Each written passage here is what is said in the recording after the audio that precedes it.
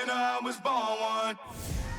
Welcome everybody to the Munguia Kelly virtual press conference presented by Golden Boy Promotions.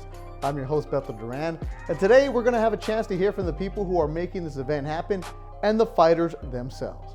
It's a 12-round super middleweight fight presented by Golden Boy in association with undefeated Promotions and Pro Box Promotions. The event is sponsored by Hennessy, Never Stop, Never Settle, and Bet Online, your online sportsbook experts. The fight will take place on Saturday, June 11th at Honda Center in Anaheim, California. Now, tickets are available for purchase at Ticketmaster.com. Okay, let's kick things off as we welcome Golden Boy's partner in this event, Zanfer Boxing President Fernando Beltran. Fernando, this year you guys are making sure to keep Jaime very busy. What should we expect June 11th at the Honda Center? Honestly, I think it's gonna be another super party for the boxing fans. It will be sensational. You know, last time Jaime was very active. It was a tremendous fight.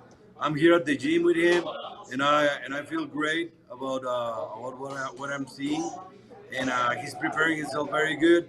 And every Latin fan, every American fan, every African American fan, they know that when they buy a ticket to see Jaime, it's unbelievable. It's unbelievable action.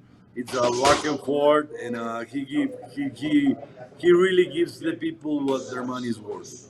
Yeah. Jimmy Kelly is an opponent that, look, we'll be honest, he's not a guy that Jaime wanted to fight. He wanted Charlo, he wanted Shane Mosley Jr., he wanted Danny Jacobs, but what happened?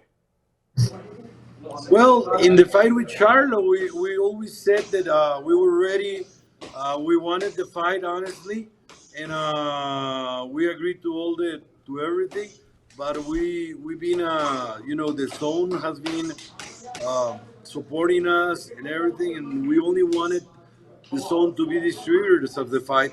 And unfortunately, they didn't want it. I don't know why, because you have more. You have more points of sailing, and it's much better for the business and for everybody.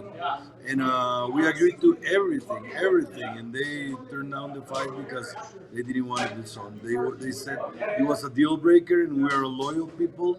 We've been loyal since day one, and Jaime is a very loyal fighter, and he really didn't want it the zone to go participate in the show, and I think that's fair, and that's the truth.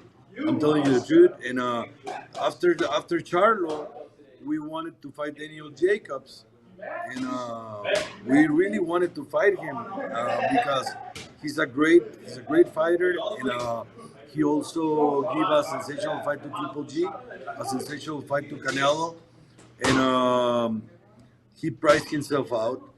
You know, the A of the equation is Jaime Munguia, not Daniel Jacobs, in this show. And he priced himself out. It was just impossible. We understand he made a lot of money before. Probably that's why he wanted a lot of money. But, you know, it's about circumstance, and it's about timing, it's about moments. And this fight, Jaime Munguia was the A of the equation. That's the reason the fight was not made. Then we wanted to fight Mosley, and unfortunately he was not ready. He was not ready for the fight. We respect him. He came from a great win against Gabe Rosado. We thought it was a very competitive fight, and we wanted to do it. And unfortunately he was not ready. And Kelly just beat an undefeated fighter, silver medalist in the Olympics, 28-0 with 22 knockouts. He just beat him.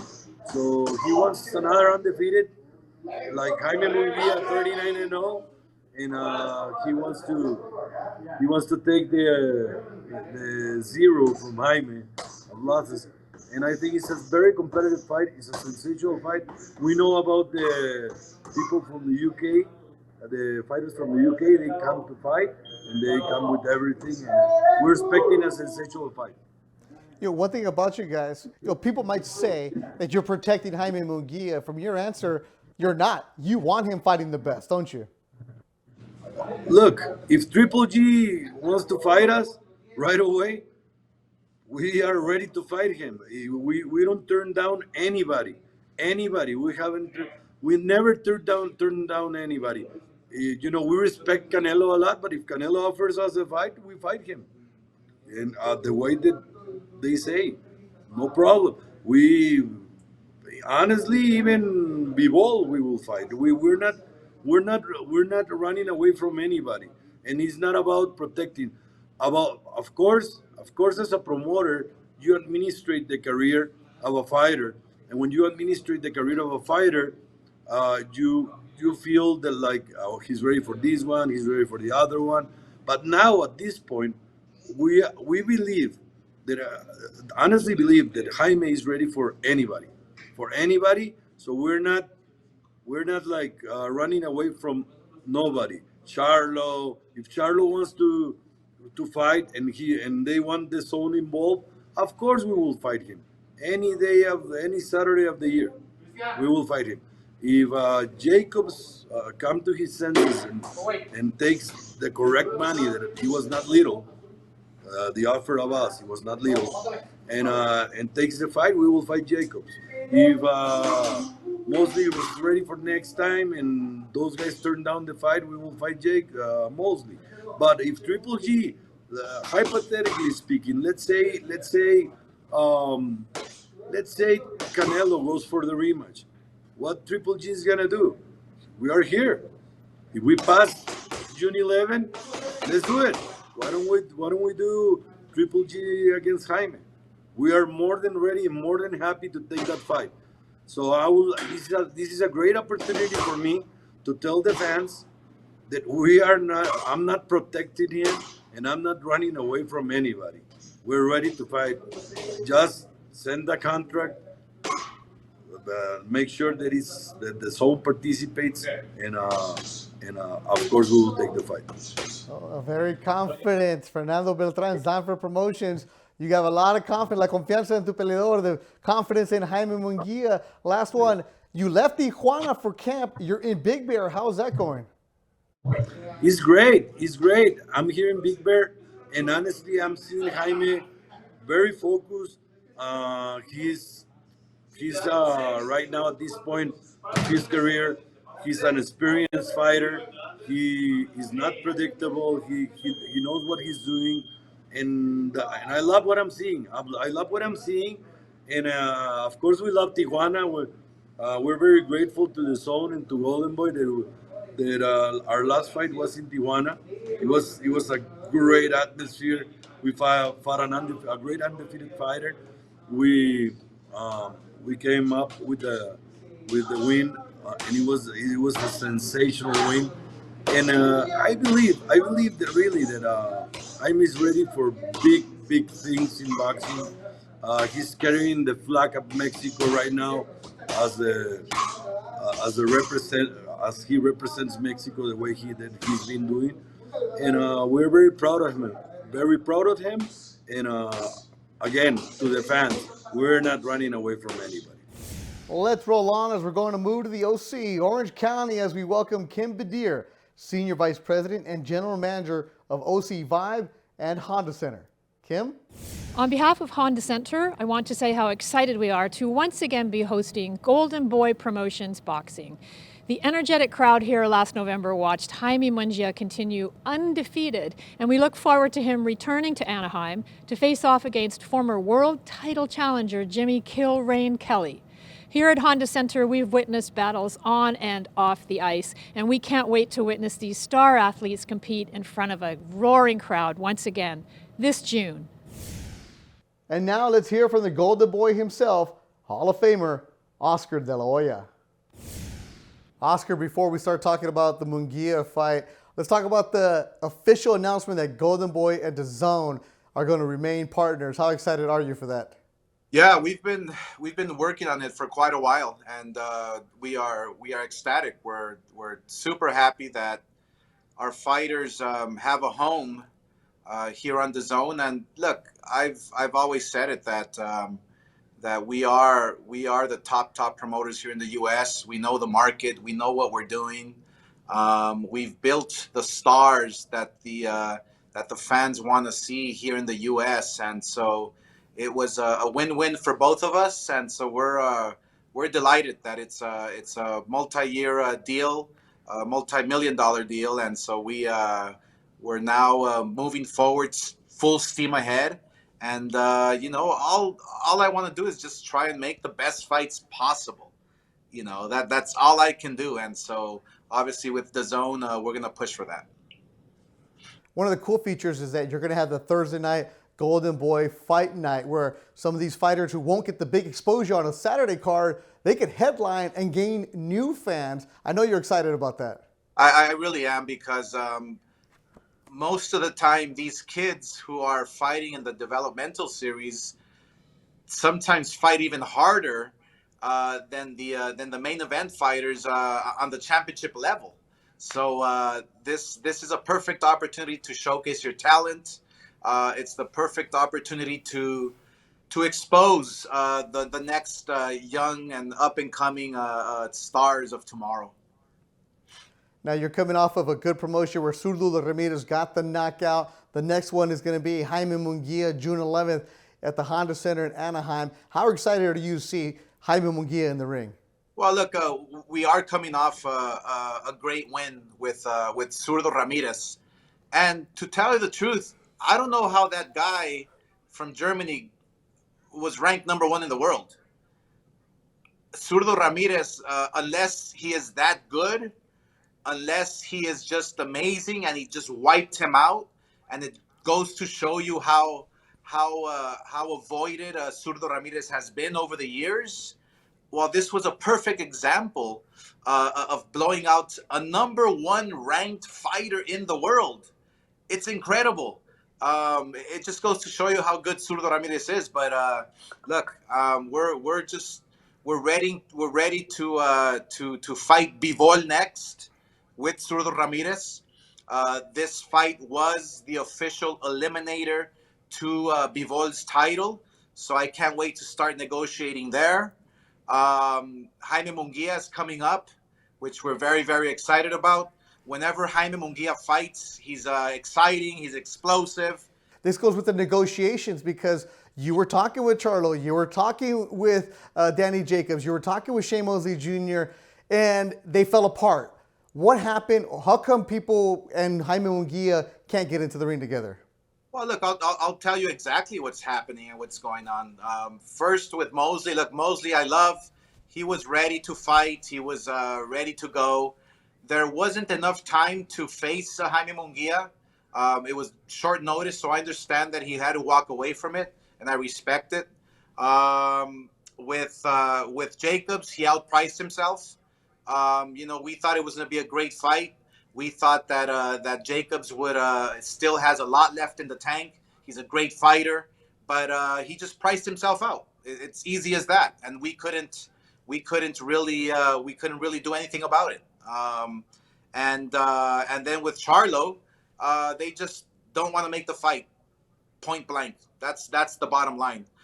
Any fighter that is with PBC, and this is the honest truth, any fighter that is with PBC that wants to try and make a fight with Golden Boy is going to be impossible, because of Al Heyman not wanting to do these fights with us, or trying to block us from doing the big fights. But I'm going to push. I'm going to continue to push and try and make these big fights happen. But when you have roadblocks in front of you, it's almost impossible. So you have to go to whatever else is available until you can have that world title fight that is obligated, until you can force these fighters to fight. Until then, we have to do these types of fights, and obviously it's not our fault. Jaime Munguia is going to be in tremendous shape. Cali's going to be in tremendous shape. I believe he just is coming off a great win against a fighter who was supposed to be the next big thing from Kazakhstan, I believe. So it's going to be a real fight, but people don't know who Cali is. One thing about it, Oscar, is especially the social media, and everybody's going to crush you and say Munguia is being protected, nobody's fighting nobody, this and that. But you're telling us right now that Jaime Munguia wants to fight these guys. It's the business side that people don't understand, do they? No, look, we want to make the fights. I mean, everybody blames the promoter and everybody blames the fighters. Look, I've worked with everybody, including Bob Arum. I've done fights actually with PBC in the past, but for some strange reason, we couldn't get Cruz to fight Ryan Garcia. We couldn't get Charlo to fight Munguia. So it's a matter of people open up your eyes. We want these fights. We want these fights to happen. Munguia's ready for anybody. Ryan Garcia, believe me, is gonna be ready for anybody. So we're making the moves. If our dance partner doesn't want to dance with us, what can we do? And Jaime Munguia, the way he's approaching this, he said it, I'm gonna need to knock somebody out. His attitude, I know you love. I love that attitude. Look, if you're in there in a fight with somebody that people don't know, then go out there and make a statement. Go out there and fight harder. Go out there and try and get the knockout. That's ultimately what people want to see. You know, when Canelo stepped up in the ring against Bivol, I'll guarantee you nobody knew who Bivol was until that night when he beat Canelo. So you never know who you're going to get inside that ring. Cali doesn't have a name here in the U.S. Nobody knows him. But who knows? It might be a tough fight for Munguia. And all Munguia can do is get ready and try and knock him out. And Munguia said he'll fight anybody. He's willing to get in there. And what a concept, Oscar, having a fighter actually fighting. You can't blame him. He is an active fighter. He's an active fighter, and that's what we're going to continue to do with DAZN and keep these fighters active and keep pushing for the best fights possible. That's all we can do is force these other fighters to fight us on DAZN. So, we strongly feel that here in the U.S., with our partners DAZN, we can continue to build these young champions of tomorrow, these fighters who are ready to step up. These fighters who are ready to fight anybody, like Munguia, like Virgil Ortiz, like Zurdo Ramirez, like Jojo, like Marlene Esparza, and the list goes on, like Ryan Garcia. So we and DAZN are going to build something special together where we're going to try and force these fighters to fight us. And last one, Oscar, it's going to be a busy summer. We're going to see Munguia in June. July, is that Ryan's date? That's Ryan's date, July 16th at the Staples Center. We have it on hold. All right. And then Virgil? Virgil Ortiz, we're finalizing that in August, possibly back in Texas. You know, he's coming back from that illness that he had. And so, look, he's back on track. He's ready to go in the welterweight division. I'm telling you, a lot of people want to take Golden Boy down, but it's never going to happen because I'm a fighter. I'm a fighter just like the fighters that are fighting inside the ring. And all I want to do is make the best fights happen, push these fights, force these fights, and eventually they will happen. Hall of Famer Oscar De La Hoya, the president and founder of Golden Boy Promotions. Thank you very much. You got it, brother. Now let's hear from the fighters themselves. Joining us from Manchester in the United Kingdom, former world title contender Jaime Kelly. Jimmy, when they offered you the fight, what were your initial thoughts? I better put the donut down. I was like late at night, and I was just sat eating a donut, and then they offered us a fight. I thought, I shouldn't finish this. And then a bit of time went past, another week or so. I didn't hear nothing, but I'm one of those guys that's always in the gym anyway. And the talks, I think I've seen on social media that like Michael Zarafa, the Australian guy, was saying like, I'm fighting Munguia. And I was like, I had the date penciled in anyway for end of July, beginning of July for Pro Box. So I was like, it is what it is. I'll just keep training. And then the call come in last week. So I'm ready. All right, so was the donut good? Was it worth it? Was what good? Oh, the donut. I put it down, man. I thought I can enjoy that after this.